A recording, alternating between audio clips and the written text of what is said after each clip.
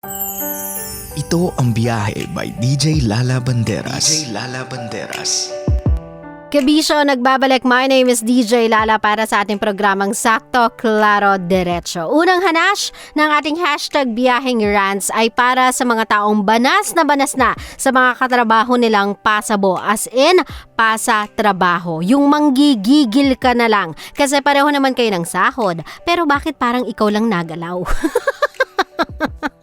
Parang bakit nung nagsabog ng trabaho, pabibo ka na nasa unahan ka na?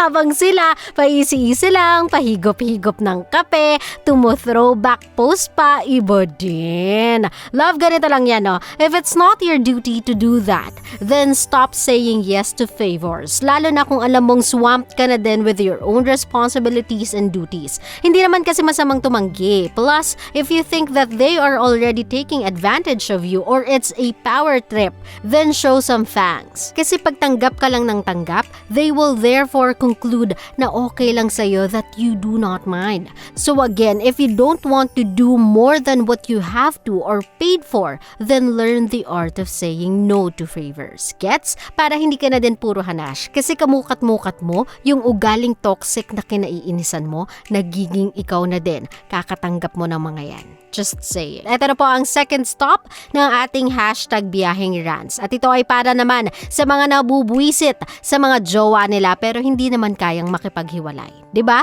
Maraming ganyan eh. But I have nothing against it though. You venting out yung frustrations mo sa jowa mo over people you trust your life with, like best friend mo, ganun na, I have nothing against that. Actually, I encourage that so that mailabas mo yung sama ng loob mo para hindi ka sumabog na lang bigla.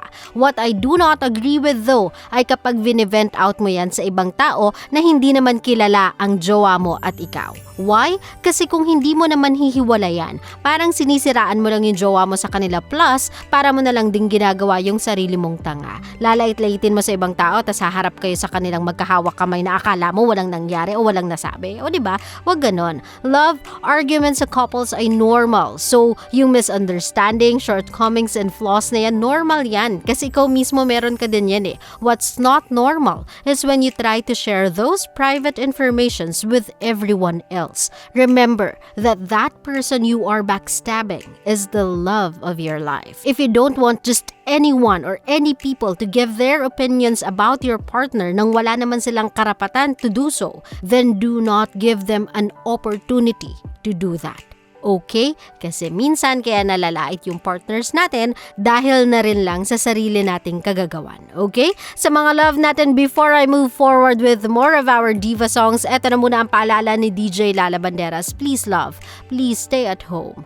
Please cooperate and please seryosohin natin ang social distancing, okay? Ito na nga po ang last stop ng ating hashtag Biyaheng Rants. At ito ay para naman sa mga taong mamagaling, mamarunong, pero hindi naman tumutulong to make things better. Ito yung mga taong maka-oppose lang, makakontra lang, pero pag hinihingan mo na ng contribution to make the system work or to make the team play better, wala naman silang mai-contribute. Sabi nga ni Mahatma Gandhi, be the change you want to see in the world. If gusto mo ng pagbabago, it must start from you. Ipokrito ka kung nagpipreach ka na sumunod sa batas pero simpleng no U-turn, no jaywalking, no littering, di mo kayang sundin. O diba? Ang dami kasing ganyan, my love. Animoy santo kung tumalak pero ugaling otherwise. No offense menta, but it's true. Minsan kung sino pa yung grabe mangaral, sila pa yung masagwa ang ugali. Wag ganon. Nagrereklamo ka sa sistema, sa ibang tao o sa maling ugalit pamamalakad, tignan mo muna yung sarili mo. Baka kasi love, mas masahol ka pa sa kanila. Hindi mo lang napapansin kasi nakatuon yung atensyon mo sa dungis ng iba. Entiendes? Yan! Taray ka na.